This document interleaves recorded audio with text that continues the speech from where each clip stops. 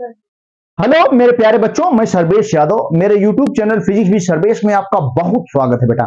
आज हम लोग पढ़ने वाले हैं क्लास 12th का फिजिक्स। क्लास 12th के फिजिक्स में बेटा इस समय हम लोग तीसरा चैप्टर पढ़ रहे हैं और तीसरे चैप्टर में बेटा ठीक हम लोग पहला लेक्चर पढ़ चुके हैं। उस पहले लेक्चर में विद्युत धारा के बारे में हमने डिटेल में बताया हुआ है, खूब बढ़िया से बताया हुआ है और एक बेहतरीन सवाल भी बताया हुआ है। ठीक, आज हम लोग इस चैप्टर का दूसरा लेक्चर देखेंगे और दूसरे लेक्चर में आज क्या क्या पढ़ने वाले हैं बेटा। ठीक, सबसे पहले हम लोग ठीक प्रूव करेंगे कि विद्युत धारा एक ठीक अदिश राशि है। ये हम आपको अभी बताएंगे कुछ देर में।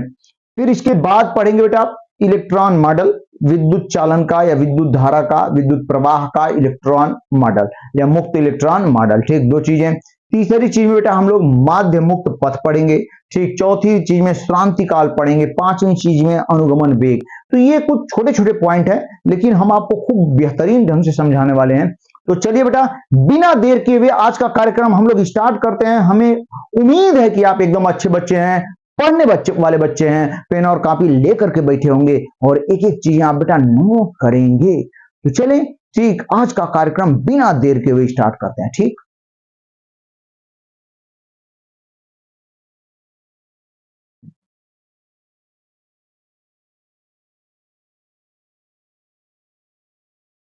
हाँ देखें बेटा, तो सबसे पहले तो ठीक एक छोटा सा क्वेश्चन यहां पर हम लोग लिखने वाले हैं और क्वेश्चन क्या कह रहा है ध्यान दीजिएगा।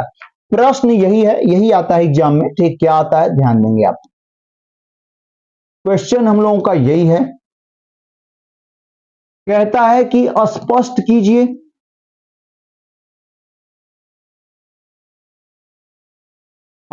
कीजिए कि विद्युत धारा, भैया स्पष्ट कीजिए कि विद्युत धारा एक अदिश राशि है।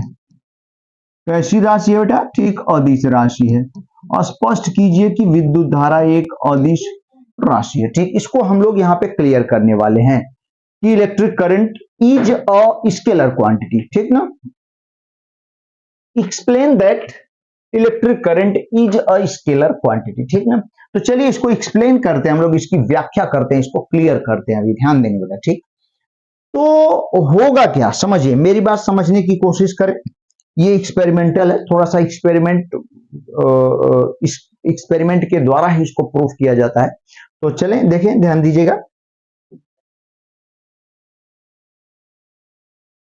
हाँ देखें, मान लेते हैं कि तीन तार हैं। कितने तार हैं, कितने वायर हैं? तीन। ठीक, एक में ये करंट आ रही है, इधर से भी करंट आ रही है, दोनों मिल करके इसमें करंट जा रही है। तीन वायर हैं, ध्यान दीजिएगा।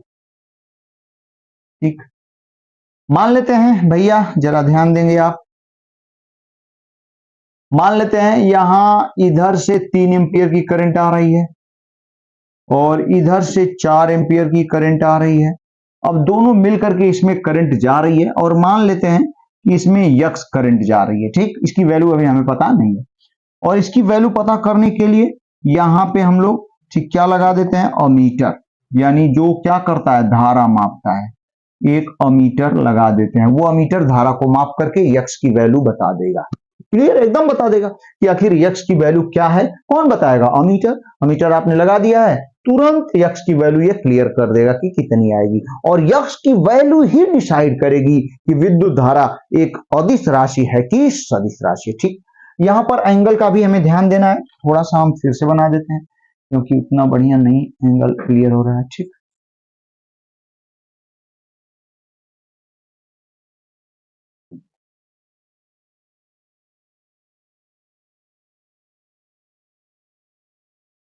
अब सही है।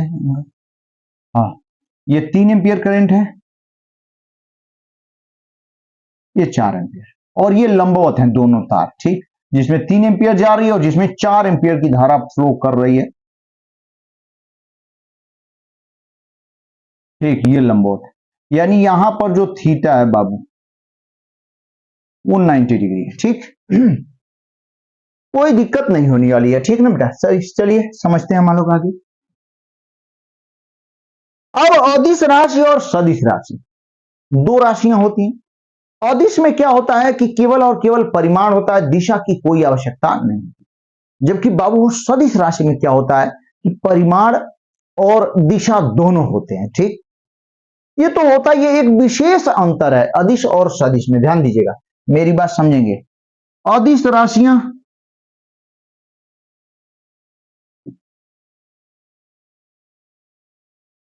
अदिश राशियां, ध्यान दे बेटा, अदिश राशियां अदिश योग, ठीक, अदिश योग के नियम, एकदम मत घबराइएगा, एकदम मस्त समझ में आने वाला है। ठीक, अदिश राशियां जो होती हैं बाबू, अदिश योग के नियम का पालन करती हैं। अब ये अदिश की योग का नियम क्या है अभी क्लियर हो जाएगा। अदिश राशियां अदिश योग के नियम का क्या करती हैं बेटा, पालन करती हैं।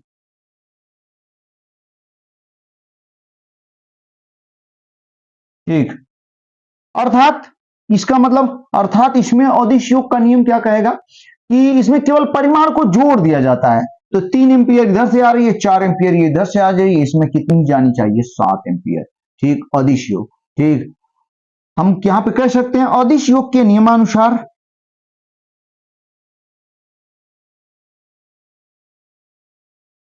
अदिश योग के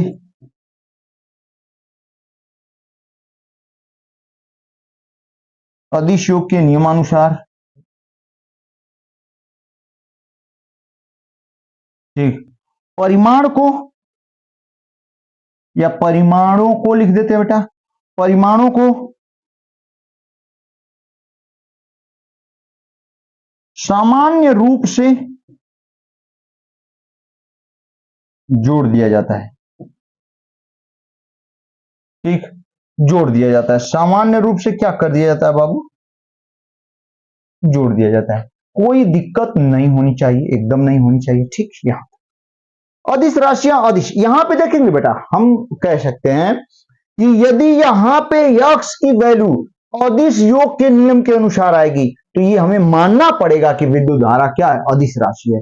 और वही यहां पे यक्स की वैल्यू यदि सदिश योग के नियम के अनुसार प्राप्त होती है तो ये भी हमें मानना पड़ेगा कि नहीं, ठीक, विद्युत धारा एक सदिश राशि। अक्सर वो पूछ देते हैं, एग्जाम में आ जाता है कि आखिर विद्युत धारा अदिश राशि है कि सदिश राशि, क्यों, किसी तार में हमें उसकी दिशा दिखानी होती है कि विद्युत धारा किधर से किधर जा रही है। ठीक, समझ पा रहे हैं, विद्युत धारा किधर से किधर जा रही है। 1 मिनट,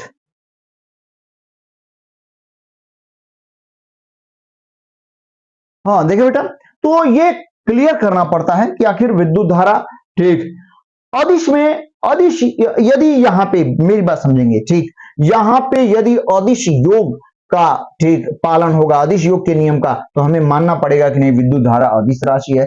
और यदि सदिश योग के नियम का पालन होगा तो हमें मानना पड़ेगा कि यह विद्युत धारा सदिश राशि है। अब हमें देखना है, ठीक, और वास्तव में ये विद्युत धारा जो है अदिश राशि होती है और अदिश योग के नियम का ही यहाँ पे पालन होगा। ठीक, यहाँ पे सदिश योग के नियम का पालन नहीं होगा, आप भी कहेंगे कि नहीं एकदम सही है। ठीक, वैसे जनरली होता क्या है, किसी तार में विद्युत धारा प्रवाहित हो रही है तो हमें उसकी दिशा दिखाना पड़ता है, तो लोग मानते हैं, लोग को समझ में आता है कि नहीं ये एक सदिश राशि है, लेकिन ये सदिश राशि नहीं होती, ये एक अदिश राशि है। ठीक, अब कैसे ये चीज हम यहाँ प्रूफ करने वाले हैं। ठीक, अब देखिए बेटा, हाँ, अदिश राशियां अदिश योग के नियम का पालन करती हैं। अदिश योग के नियमानुसार परिमाणों को सामान्य रूप से जोड़ दिया जाता है। ठीक, अब हम यहाँ पे कह सकते हैं अदिश, ठीक, अदिश योग के नियम से,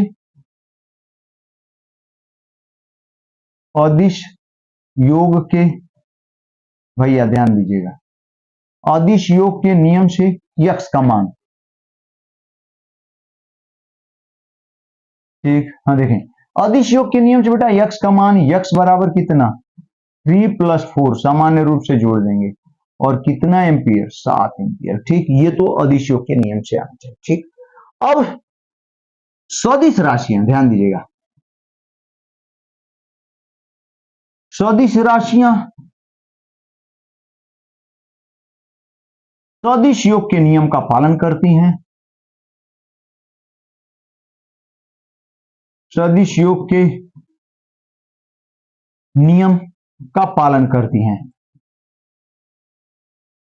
ठीक, अब देखें बेटा सदिश योग के नियम में क्या होता है, हम लोग 11th में ही पढ़े हुए हैं, 11वीं खूब बढ़िया से वेक्टर में ठीक हम लोग पढ़े हुए हैं। ध्यान दीजिएगा, सदिश राशियां सदिश योग के नियम का पालन करती हैं। ठीक, सदिश योग के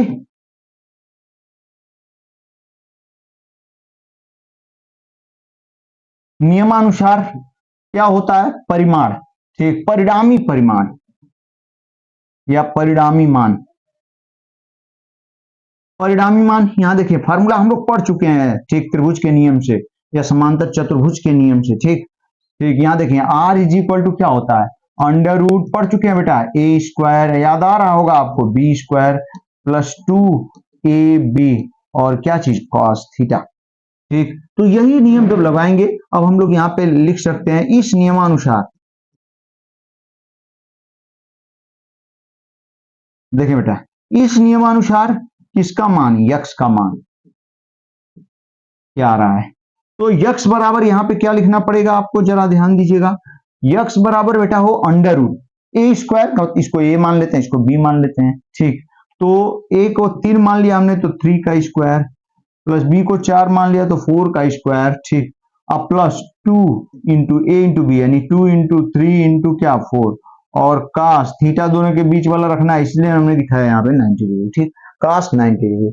अब देखिए बेटा ध्यान दीजिएगा, कास 90 की वैल्यू 0 तो ये पूरी वैल्यू 0 हो जाती है, तो यक्स बराबर अंडर रूट, इधर देखें 3 तरीके 9 और 4 चौके 16, 16 9 कितना हो गया 25 आ जाएगा, ये तो रूट ले लेंगे आप तो कितना आ जाएगा 5 आ जाएगा। ठीक, यक्स का मान 5 एम्पियर, देख रहे हैं आप, जरा ध्यान से देख लीजिए दोनों को, यहां पे यक्स बराबर कितना आ रहा है 7, यदि ठीक अदिश राशि होगी विद्युत धारा तो 7 एम्पियर यक्स का मान आना चाहिए, और यदि ठीक सदिश राशि होगी विद्युत धारा तो यक्स का मान 5 एम्पियर आना चाहिए, क्योंकि यदि सदिश राशि होगी विद्युत धारा तो सदिश योग के नियम का पालन करेगी, और सदिश योग के नियम के अनुसार यक्स का मान 5 एम्पियर आ रहा है, जबकि अदिश योग के नियमानुसार यक्स का मान कितना आ रहा है, ठीक 7 एम्पियर आ रहा है। अब ये कौन क्लियर करेगा, इसको एक्सपेरिमेंट से क्लियर होगा, और कौन बताएगा, यहां लगा हुआ अमीटर, ये अमीटर एकदम क्लियर कर देगा ठीक कि विद्युत धारा अदिश राशि है कि सदिश राशि। ठीक, तो जानते हैं हम, यहां आपको बता देते हैं, नोट में हम बता देते हैं यहां पे, नोट में क्या, ठीक अमीटर, अमीटर यक्स का मान ठीक 7 एम्पियर बताता है, कितना बताता है बेटा 7 एम्पियर बताता है, अतः ठीक विद्युत धारा, विद्युत धारा किसका पालन करती है बेटा, अदिश, अदिश योग के नियम का, के नियम का क्या करती है, पालन करती है। इतना बढ़िया तरीके से हमने समझा दिया। ठीक, अदिश योग के नियम का पालन करती है, अतः विद्युत धारा भैया, अतः विद्युत धारा एक क्या है, अदिश राशि है।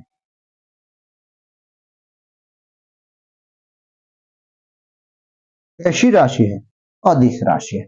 तो हमने आपको क्लियर कर दिया कि विद्युत धारा एक अदिश राशि है, एकदम बढ़िया तरीके से समझा दिया। चलो बेटा अब अगले पेज पे चलते हैं, अगले पॉइंट को हम लोग देखने वाले हैं, खूब ध्यान से देखिएगा। ठीक, विद्युत चालन का मुक्त इलेक्ट्रॉन मॉडल, एक छोटी सी हेडिंग है। ठीक, और उसमें हम लोग पढ़ते हैं, बहुत ज्यादा नहीं लिखेंगे, और ये क्वेश्चन उतना मतलब आने वाला नहीं है, लेकिन आगे के लिए काफी इंपॉर्टेंट है, ध्यान दीजिएगा। तो हम लोग ठीक यहां पे हमारी हेडिंग है विद्युत चालन का मुक्त इलेक्ट्रॉन मॉडल, मित्तल बुक में, कुमार मित्तल बुक में बेहतरीन तरीके से दिया हुआ बेटा इसको। ठीक, विद्युत चालन का मुक्त इलेक्ट्रॉन मॉडल,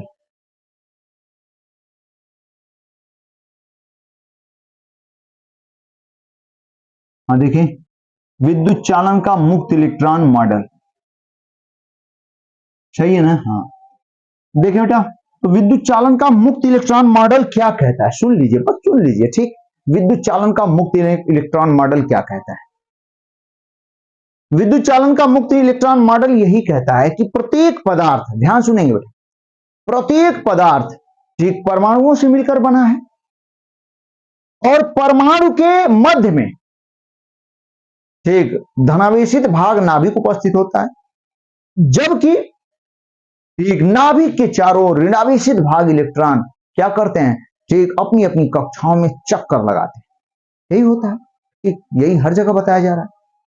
अब क्या होता है बेटा, ठीक ये जो इलेक्ट्रॉन है जो नाभिक के पास होंगे वो बहुत ज्यादा आकर्षण, विद्युत आकर्षण बल से बंधे होंगे और वो बेचारे एकदम मजबूरी में ठीक उसी एक कक्षा में बार बार चक्कर लगाते रहेंगे, ठीक है। लेकिन जो इलेक्ट्रॉन जितनी नाभिक से जितनी दूरी बढ़ती जाएगी इलेक्ट्रॉनों की, ठीक उनके बीच नाभिक या नाभिक द्वारा उन पर लगाया गया वैद्युत आकर्षण बल क्या होगा, बहुत कम होगा, घटता जाएगा। कुछ ऐसे इलेक्ट्रॉन होंगे जो कि बहुत दूर बहुत बड़ी कक्षाओं में चक्कर लगा रहे होंगे, वो बहुत हल्के बल से बने होंगे नाभिक द्वारा, थोड़ा सा भी इधर उधर होगा कक्षा को छोड़कर फ्री हो जाते हैं, घूमने लगते हैं, और ऐसे इलेक्ट्रॉनों को ही मुक्त इलेक्ट्रॉन कहते हैं, फ्री इलेक्ट्रॉन कहते हैं। मेरी बात समझने की कोशिश करें, बहुत ज्यादा इस पे ठीक आप अपनी सीवी बना के लिख सकते हैं, जैसा कि हम बोल रहे हैं एक एक चीज को अपने लैंग्वेज में लिख सकते हैं बेटा, ठीक ना, और एकदम लिखिएगा, सुन लीजिए ध्यान से।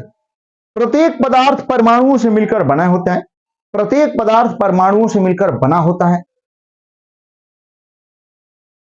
परमाणु के केंद्र पर धनावेशित भाग नाभिक उपस्थित होता है, जबकि ऋणावेशित भाग इलेक्ट्रॉन नाभिक के चारों ओर चक्कर लगाते हैं। जो इलेक्ट्रॉन नाभिक के अत्यंत पास चक्कर लगाते हैं, ठीक वो नाभिक द्वारा बहुत अधिक वैद्युत आकर्षण बल से बंधे होते हैं, जबकि इलेक्ट्रॉनों की कक्षाओं की दूरी बढ़ने के साथ उन पर लगने वाला वैद्युत आकर्षण बल घटता जाता है। सही बात है। और जो इलेक्ट्रॉन बहुत दूर वाली कक्षाओं में चक्कर लगाते हैं वो बहुत ही कम वैद्युत आकर्षण बल द्वारा नाभिक के साथ जुड़े होते हैं, ठीक। अब ये इलेक्ट्रॉन थोड़ा सा भी विक्षोभ होता है तो अपनी कक्षा को छोड़कर ठीक पूरे पदार्थ में टहलने लगते हैं, घूमने लगते हैं, स्वतंत्र हो जाते हैं, स्वतंत्रता पूर्वक घूमने लगते हैं। जब स्वतंत्रता पूर्वक घूमने लगते हैं तो इसी कारण इन इलेक्ट्रॉनों को मुक्त इलेक्ट्रॉन नाम दिया जाता है। क्या नाम दिया जाता है? मुक्त इलेक्ट्रॉन, फ्री इलेक्ट्रॉन। और भैया वो आवेश वाहक का जो मेन कार्य करते हैं वो कौन? मुक्त इलेक्ट्रॉन ही करते हैं। धातु चालकों में आवेश वाहक मतलब क्या हुआ? आवेश को एक स्थान से दूसरे स्थान ले जाने का काम कौन करते हैं? यही मुक्त इलेक्ट्रॉन करते हैं। इतनी बात क्लियर हो गई होगी। अब इससे क्या आपके दिमाग में ये भी आ रहा होगा कि जिनमें मुक्त इलेक्ट्रॉनों की संख्या ज्यादा होगी, भैया जिनमें मुक्त इलेक्ट्रॉनों की संख्या, number of free electron is maximum then conductivity ठीक of that metal is high. ठीक, तो हम कह सकते हैं कि जिन धातुओं में मुक्त इलेक्ट्रॉनों की संख्या जितनी ज्यादा होगी, या ऐसे कह सकते हैं जिन पदार्थों में मुक्त इलेक्ट्रॉनों की संख्या जितनी ज्यादा होगी उनकी कंडक्टिविटी ज्यादा होगी कि नहीं, यानी उनकी चालकता ज्यादा होती है। और जिनमें मुक्त इलेक्ट्रॉनों की संख्या बहुत कम या शून्य होती है उनमें चालकता नहीं होती है, और ऐसे पदार्थ कुचालक कहलाते हैं। जैसे रबर, प्लास्टिक, लकड़ी, ये सब क्या है? कुचालक पदार्थ। ठीक, इसका मतलब किसी भी पदार्थ की चालकता उस पदार्थ में उपस्थित मुक्त इलेक्ट्रॉनों की संख्या पर निर्भर करती है। जिसमें मुक्त इलेक्ट्रॉनों की संख्या जितनी अधिक होती है उसकी चालकता उतनी ही अधिक होती है कि नहीं? यही कारण है कि धातुओं में बेटा मुक्त इलेक्ट्रॉनों की संख्या बहुत ज्यादा होती है, जिसके कारण धातुओं की चालकता बहुत अधिक होती है। सही है। और उसमें भी धातुओं में भी कुछ धातुओं की चालकता तो बहुत अधिक होती है, जैसे हम आपको बता देते हैं और आप जानते भी होंगे। सबसे अधिक चालक धातु कौन है बेटा? ठीक, सबसे अधिक चालक धातु चांदी है। तो हम क्रम भी बता देते हैं आपको। चांदी की चालकता सबसे अधिक होती है ना, एकदम होती है। चांदी के बाद कौन होता है बेटा? तांबा।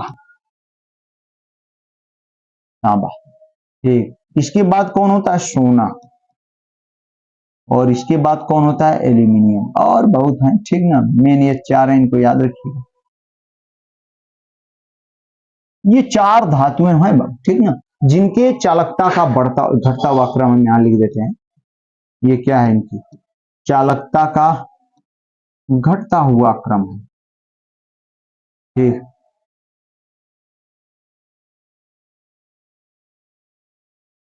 धातुओं की चालकता का घटता हुआ क्रम है, सही है बाबू, एकदम बेहतरीन, मस्त, जबरदस्त, ठीक है।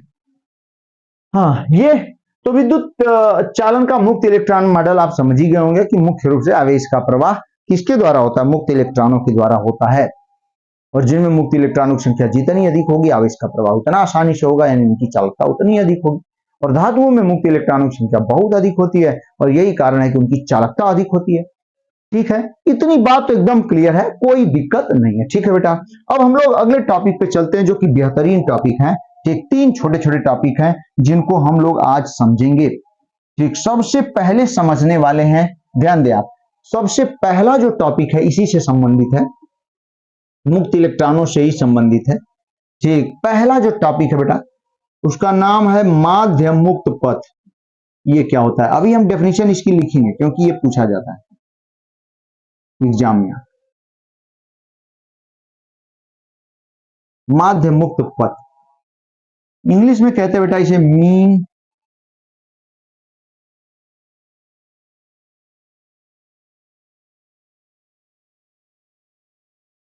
मीन फ्री पाथ, ये होता है माध्य मुक्त पथ, ये इलेक्ट्रॉनों से ही संबंधित है।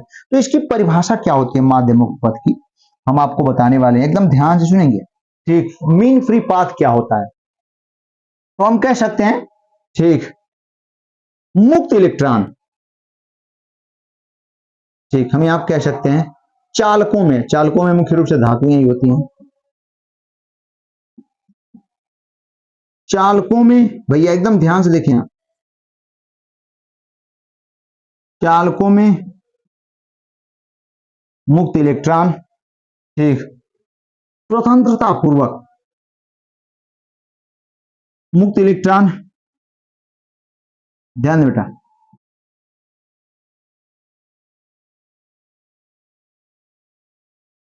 स्वतंत्रता पूर्वक इधर उधर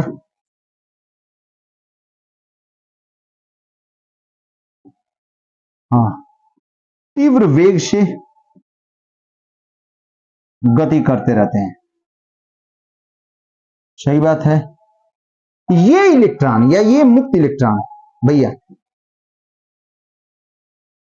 एकदम ध्यान दें,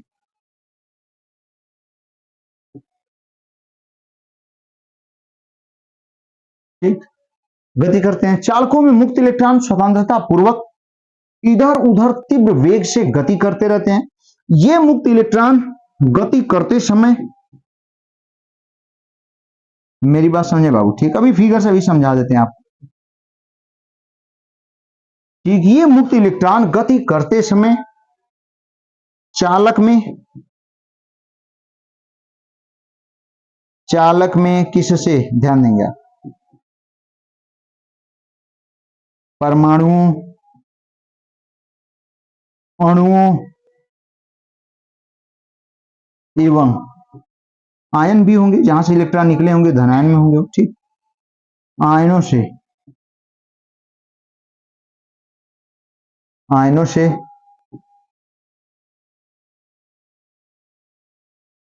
टकराते हुए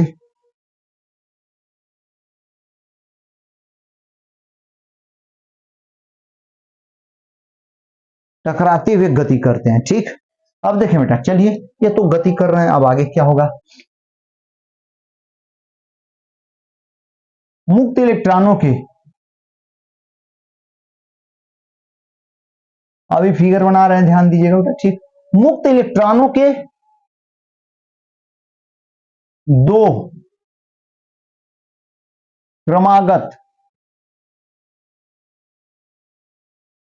क्रमागत टक्करों के बीच की के बीच की कौन सी दूरी को बेटा, औसत दूरी को, औसत दूरी को क्या कहते हैं, माध्य मुक्त पथ कहते हैं, माध्य मुक्त पथ कहते हैं। हमने थोड़ा डिटेल में लिख दिया, ठीक, अपनी लैंग्वेज में हम लोगों ने लिख लिया, ठीक। माध्य मुक्त पथ कहते हैं, इसे लैम्डा से प्रदर्शित करते हैं, इसे लैम्डा से प्रदर्शित करते हैं। हाँ बाबू, तो ये माध्य मुक्त पथ की परिभाषा हुई। चलिए इसको हम फिगर से क्लियर कर रहे हैं, जरा ध्यान दीजिएगा आप लोग। फिगर से क्लियर कर रहे हैं हम लोग। देखिए मान लेते हैं ये कोई चालक है, ठीक है। देखें मान लेते हैं कोई चालक है और इसमें परमाणु है, ये एक यहाँ है, एक यहाँ है, एक यहाँ है, एक यहाँ है, और मान लेते हैं कि एक यहाँ है, ठीक है, ऐसे एक यहाँ भी मान लेते हैं, कोई दिक्कत नहीं। अब इलेक्ट्रॉन चला, इलेक्ट्रॉन चल रहा है,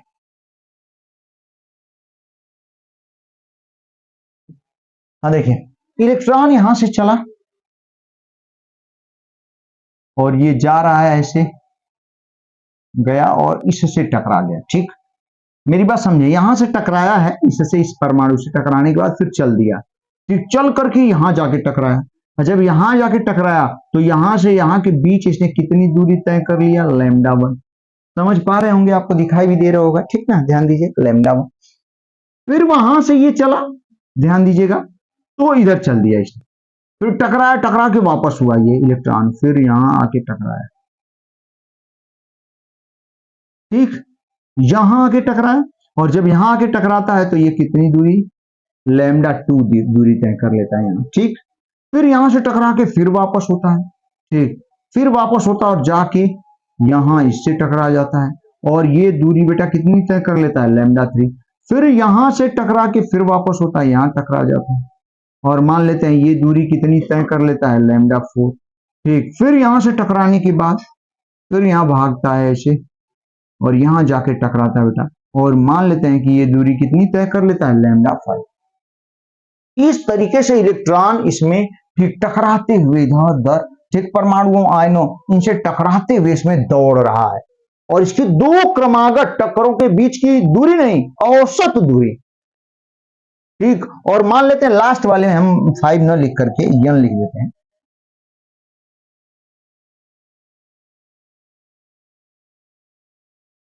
क्या लिख देते हैं इसको, यन, स्मॉल यन, यनवा टक्कर, लास्ट वाला यनवा टक्कर में, ठीक, लैम्डा यन दूरी तय कर लेता है। जब यनवा टक्कर करता है तो लैम्डा यन दूरी तय कर रहा है, ठीक। तो जो औसत दूरी होगी, दो क्रमागत टक्करों के बीच की जो औसत दूरी होगी, वही, ठीक, क्या होगी बेटा यहाँ पे, ठीक, माध्य मुक्त पथ। तो माध्य मुक्त पथ कितना आसान हो गया, ध्यान दीजिएगा सभी बच्चे, एकदम आसान। तो माध्य मुक्त पथ जो लैम्डा है, लैम्डा बराबर सबका औसत, औसत कैसे निकालेंगे, सबको जोड़ देंगे, लैम्डा 1 प्लस लैम्डा 2 प्लस क्या, लैम्डा 3 प्लस लैम्डा 4, ठीक, plus dot dot dot, last में क्या है, लैम्डा n, और किससे डिवाइड कर देंगे बेटा, n से, तब जाके औसत मान ऐसे आएगा। हमें उम्मीद है औसत तो बहुत आसान होता है, जितनी संख्या होती है जोड़ के उससे उतनी संख्या से डिवाइड कर लेते हैं हम लोग, यही है। तो ये इस तरीके से हमने आपको बता दिया क्या, माध्य मुक्त पथ, मीन फ्री पाथ। हमें उम्मीद है आपको एकदम बढ़िया समझ में आया होगा। चलिए एकदम ऐसे ही श्रांति काल है, ठीक, टाइम ऑफ रिलैक्सेशन या रिलैक्सेशन टाइम, तो नेक्स्ट पेज पे हम लोग उसको क्लियर कर लेते हैं, ध्यान दीजिएगा बाबू। हाँ, अगला जो टॉपिक हम लोग देखने वाले हैं, दूसरा जो टॉपिक है, माध्य मुक्त पथ हो गया, ठीक। अब हम लोग पढ़ने वाले हैं श्रांति काल, क्रांति काल, ये क्या है, ठीक, टाइम ऑफ रिलैक्सेशन या रिलैक्सेशन टाइम भी कह सकते हैं।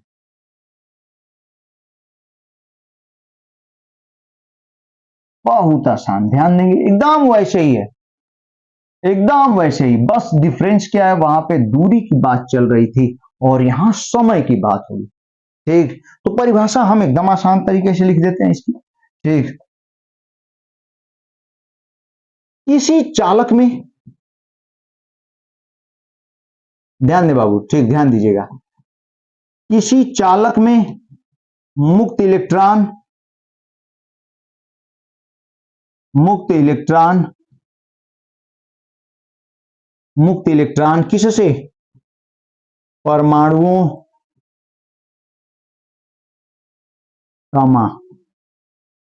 अणुओं एवं क्या बाबू, आयनों ना, आयनों से टकराते हुए आगे बढ़ते हैं। सही है ना। किसी चालक में मुक्त इलेक्ट्रॉन जो है परमाणुओं, अणुओं एवं आयनों से टकराते हुए आगे बढ़ते हैं। ठीक, अब देखिए ये तो सही है, सही बात है। इनके यानी इनके का मतलब मुक्त इलेक्ट्रॉनों के, इनके दो क्रमागत, इनके दो क्रमागत टक्करों के बीच,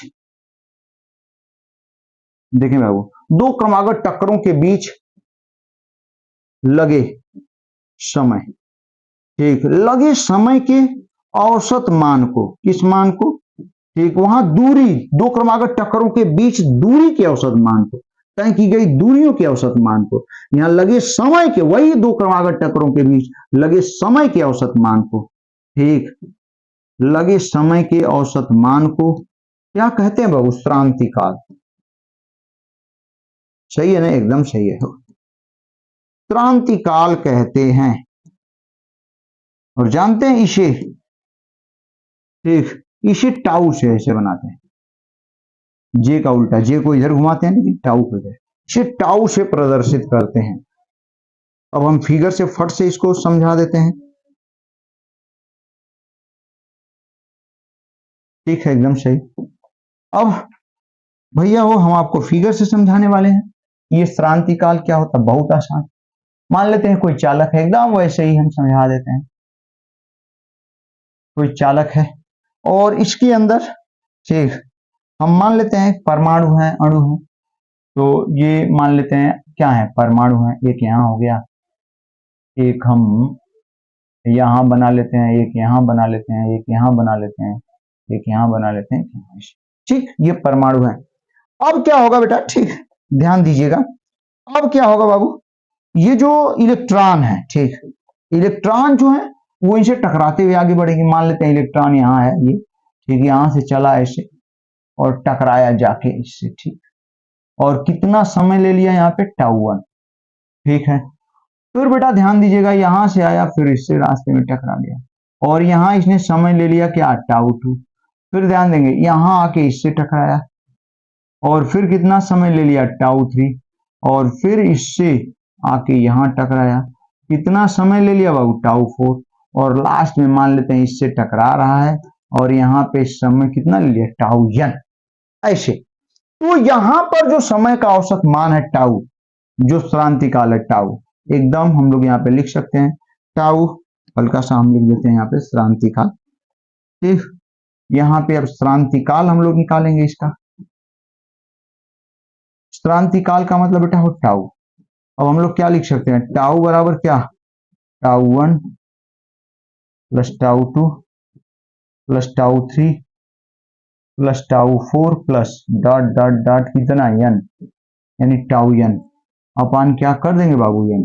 तो इस तरीके से हम लोग एकदम आराम से क्रांतिकाल निकाल सकते हैं, ठीक। तो ये हमने आपको क्रांतिकाल बता दिया, एकदम याद रखिएगा, इसका यूज आगे मिलेगा, ठीक, हाँ, वो जो कि बहुत महत्वपूर्ण पॉइंट है उसी में मिलेगा ये, ठीक। ओम के नियम का सत्यापन जब हम लोग करेंगे तो यहाँ ये मिलने वाला है, इसलिए इसको एकदम याद रखिएगा, ठीक है, एकदम बढ़िया। चलिए अब हम लोग बेटा, ठीक, आज का लास्ट पॉइंट हम लोग देखने वाले हैं जिसका नाम है, अगले पेज पे चलते हैं हम लोग, अनुगमन वेग। छोटा सा ही पॉइंट है, अनुगमन वेग, ड्रिफ्ट वेलोसिटी। हाँ देखो बेटा, अब हम लोग पढ़ने वाले हैं अनुगमन वेग। अनुगमन वेग या इसी का नाम है अपवाह वेग, एकदम याद रखिएगा, अनुगमन बहुत इंपॉर्टेंट है, बहुत पूछा जाता है एग्जाम में। अनुगमन वेग या अपवाह वेग, जिसे इंग्लिश में हम लोग कहते क्या है बाबू, ड्रिफ्ट वेलोसिटी। ड्रिफ्ट वेलोसिटी, ये रहा अनुगमन वेग या अपवाह वेग। चलिए इसको ठीक एकदम डिटेल करते हैं। तो जानते हैं बेटा अनुगमन वेग या अपवाह वेग कहते किसे हैं? ठीक, तो हम लिख देते हैं यहां पे, ध्यान सुनेंगे। ठीक, एक एक बच्चे को याद होना चाहिए। ठीक, हम एकदम आसान भाषा में अपनी भाषा में लिख रहे हैं इसको, और आपको भी याद हो जाएगा। ठीक, जब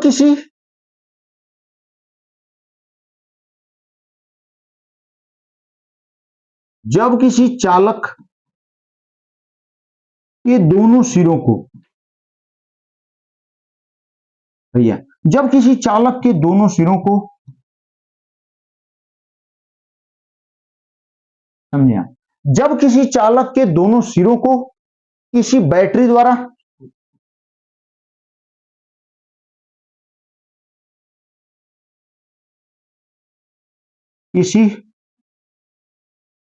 द्वारा क्या कर दिया जाता है, हाँ जोड़ दिया जाता है। ठीक, जब किसी चालक के दोनों सिरों को किसी बैटरी द्वारा जोड़ दिया जाता है, बैटरी से जोड़ दिया जाता है। ठीक, हाँ सही है, कोई दिक्कत नहीं, बैटरी द्वारा जोड़ दिया जाता है। तो ठीक, इस चालक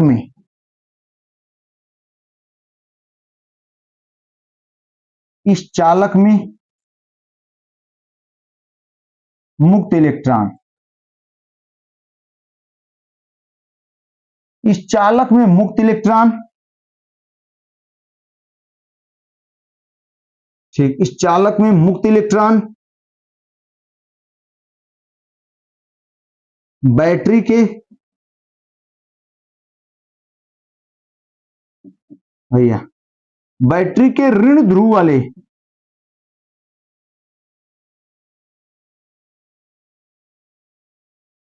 ठीक, हाँ इस चालक में मुक्त इलेक्ट्रॉन बैटरी के ऋण ध्रुव वाले सिरे से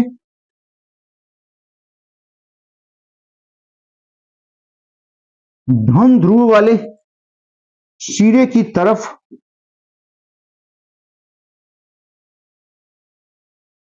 ठीक, सिरे की तरफ नियत, एक सूक्ष्म वेग से, नियत सूक्ष्म वेग से, एकदम याद रखने की जरूरत है बेटा, ध्यान दीजिएगा, नियत सूक्ष्म वेग से जाने लगते हैं।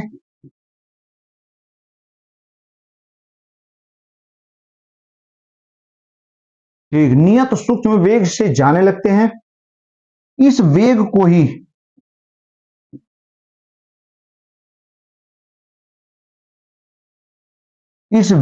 ही अनुगमन वेग या अपवाह वेग कहते हैं। ये परिभाषा है, एकदम ध्यान से देखें और याद कर लें इसको। ठीक,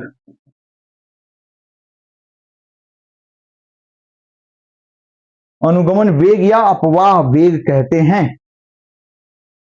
ठीक,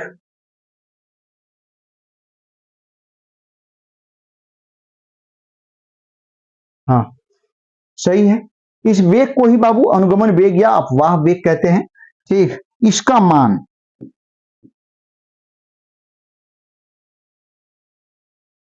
जानते हैं कितना होता है, 10⁻⁴ मीटर पर सेकेंड होता है। बहुत कम होता है बेटा, ठीक, बहुत ही कम होता है। ठीक, बहुत ज्यादा कम, इतना ज्यादा कम, देख रहे हैं आप। ठीक, जबकि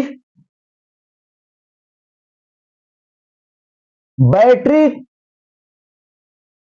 ठीक, बैटरी जोड़ने से पहले, मेरी बात ध्यान नहीं जाए, बैटरी जोड़ने से पहले, जब बैटरी नहीं जुड़ी है बाबू, ठीक, बैटरी, जबकि बैटरी जोड़ने से पहले ये मुक्त इलेक्ट्रॉन, ध्यान देंगे आप, ये मुक्त इलेक्ट्रॉन चालक में अत्यंत तीव्र वेग से, अत्यंत तीव्र वेग से इधर उधर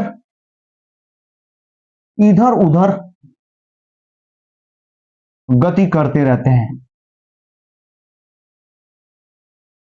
इस वेग को ऊष्मीय वेग कहते हैं। मेरी बात समझे बेटा, बहुत बढ़िया से बता रहे हैं। इस वेग को कौन सा वेग? ऊष्मीय वेग कहते हैं। इस वेग को बाबू हो ऊष्मीय वेग कहते हैं। ठीक, इस वेग को ऊष्मीय वेग कहते हैं। इसका मान